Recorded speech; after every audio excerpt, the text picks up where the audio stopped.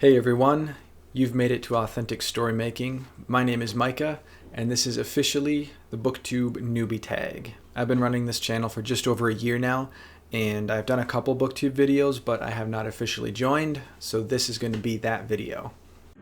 Greetings. Question number 1, why did you start this channel? The original intent of this channel, and still kind of the main one, is to document the process of writing my new fictional series. It's fantasy fiction. Also to kind of build up a possible base of readers that might be interested in reading it once it is available. And so I do a lot of world building videos and vlogging of my writing process.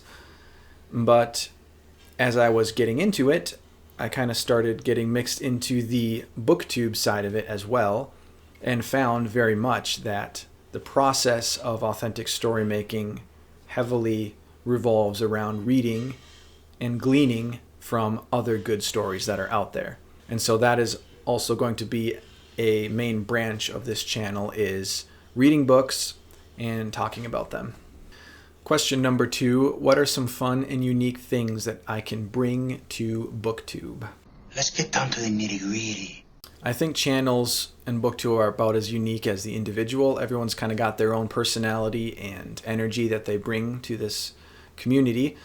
So the way I like to read is on the slower side, and I like to take a deep dive into whatever it is I'm reading and see what is there to be gleaned, what is there to challenge me, and then do a video on that and talk about what about this stands out to me, and what do they have that I can learn from, what do they have that provoke thought.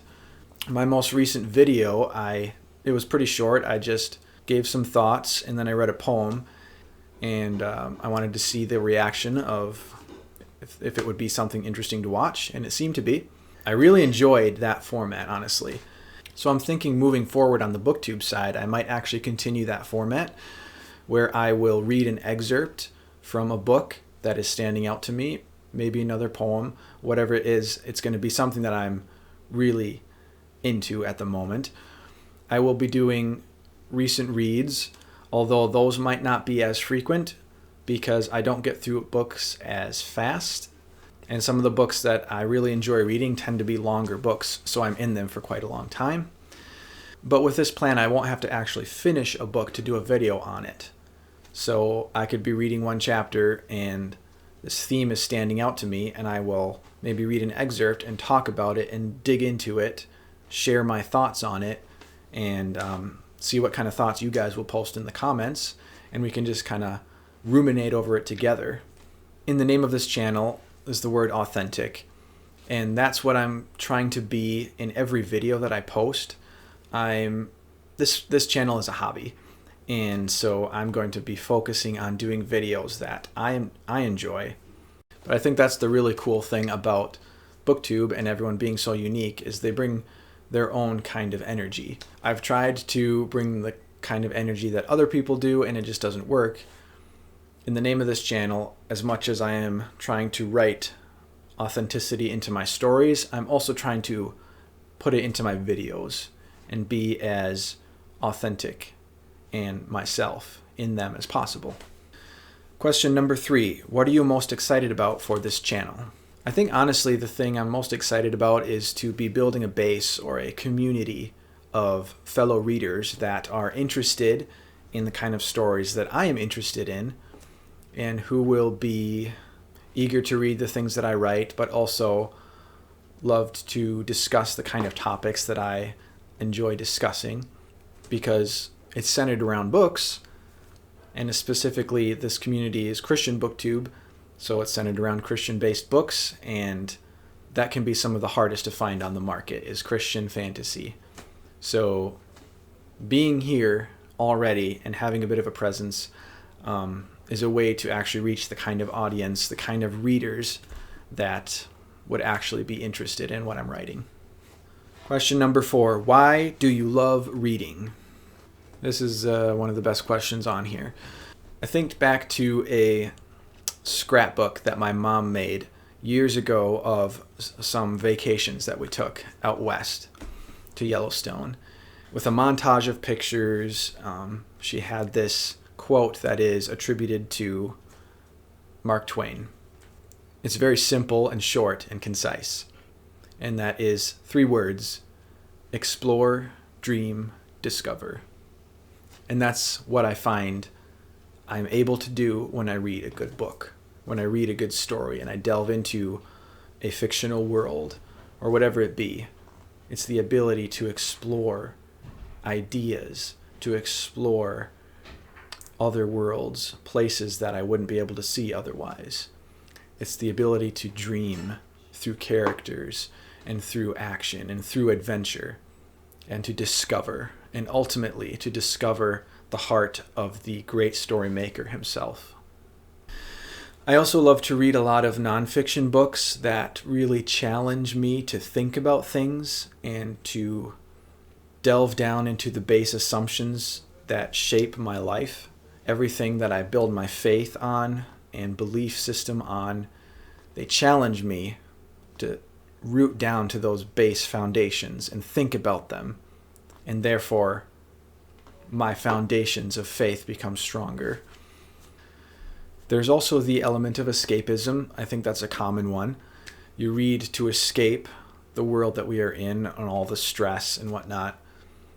And I think it has been for a very long time, a reason for me to read, as I love to escape to a world that, to me, I would rather be inside. But I'm finding in more recent times, there's been this subtle change. It started with reading to escape, and now I'm reading to find and regain appreciation and wonder in the monotonous, the ordinary life around me. Instead of trying to escape this life, I'm actually learning to see this life the way I used to see it as a child.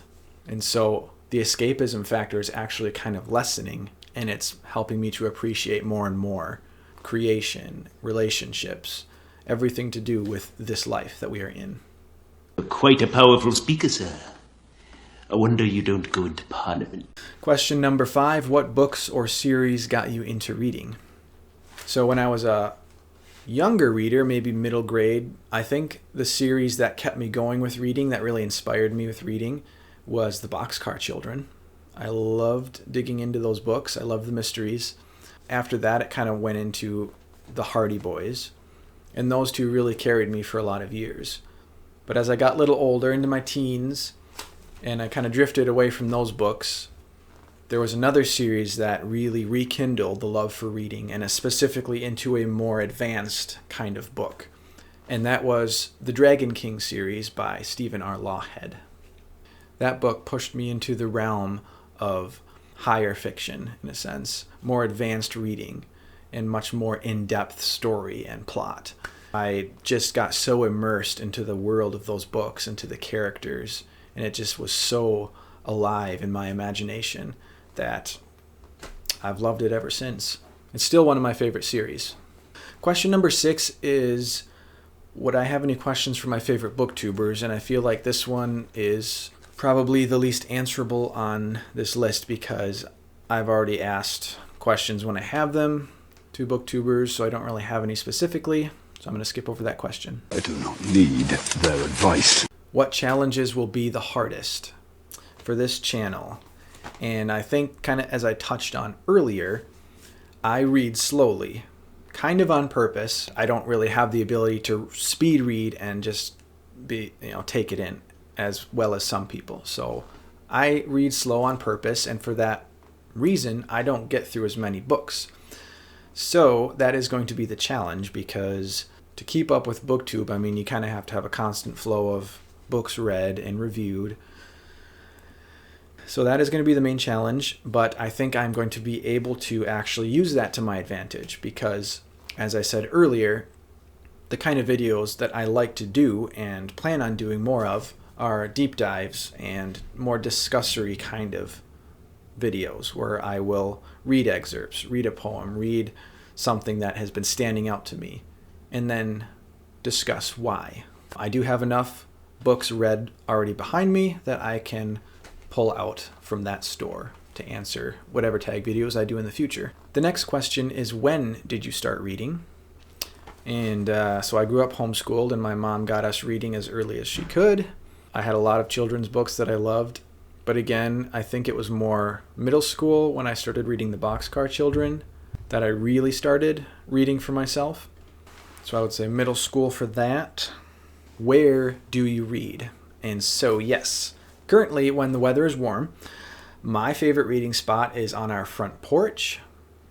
I film a lot of my videos out there as well. It's just so comfortable. I like to generally lay down when I'm reading because I don't like to sit in a chair and hunch too much. I've always had a lazy posture, and laying down actually helps with that.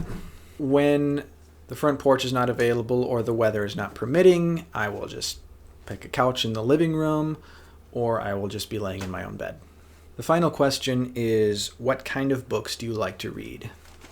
Obviously, my main all-time favorite classic is fantasy fiction, medieval bent. Lord of the Rings and Narnia are the two classics I grew up on, loving and being inspired by. The Dragon King series that I mentioned earlier was also a classic medieval fantasy. As I also said, I do love to read nonfiction, books that are either theological or devotional or just very thought-based, thought-provoking. I do read some biographies. I'm reading one right now on a World War II hero. Otherwise, I do like to read historical fiction a lot. Stephen Lawhead was kind of the main author that I read for a lot of years, and most of his books are actually historical fiction.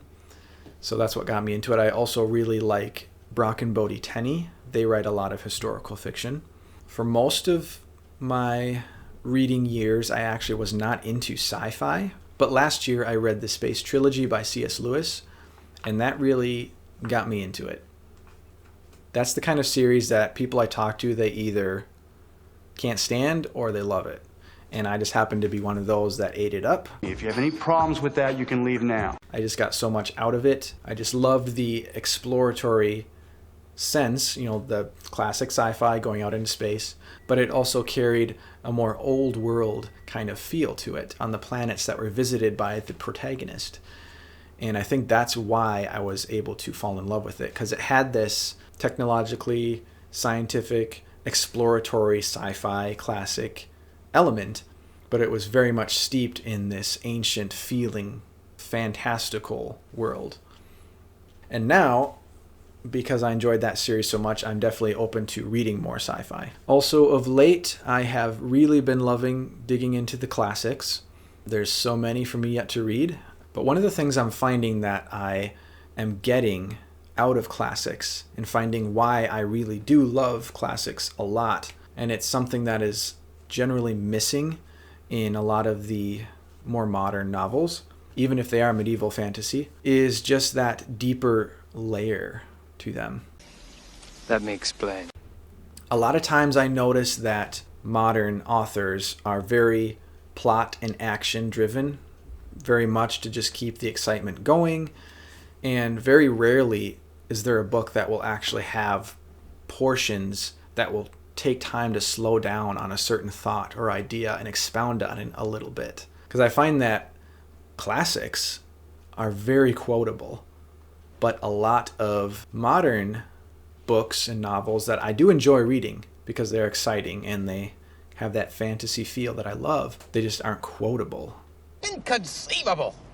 And that's not the biggest deal, but I'm finding that I do miss that. I also do enjoy a Western every now and then. I really like Louis L'Amour books. They're pretty simple, short stories, but the classic, bad guy gets his dues. The bonus question, which actually is not a question, show your bookshelf collection, book collection shelf. And that is right behind me here. I think one of these days maybe I'll just do a full video on my book collection because it's very unorganized right now and it's mixed in with a lot of my mom's books. But pretty much all the books that I have are somewhere on this shelf, which is a built-in with leaded glass that I absolutely love. And like right now, most of the books aren't even organized into like genre and category, and I just need to do a complete overhaul, take everything off, place them in the right spots, and maybe I'll do a video on that at some point. So guys, that is the official newbie tag. I'm officially a part of Booktube now. A new power is rising. Like I said, this channel is very much just a hobby for me. I do like to see subscriber counts going up and the likes, and I love the comments. But I want this channel to be a joy to maintain, not a stress. So right now I've been pretty consistent at getting videos out every week. I'm sure that's not going to always be the case. I think it's easier to put out videos weekly when my topics are varying, and I haven't done one in a while, but I'm planning on starting up Ruminations podcast again and having my brothers join me, and that way it's more of a roundtable kind of discussion. Now those videos will end up being longer because they will be podcast form. I'm not sure how frequently we will get them out, but I'm really looking forward to making some of those. But that's enough rambling. Thank you guys for tuning in. We'll see you on the next video.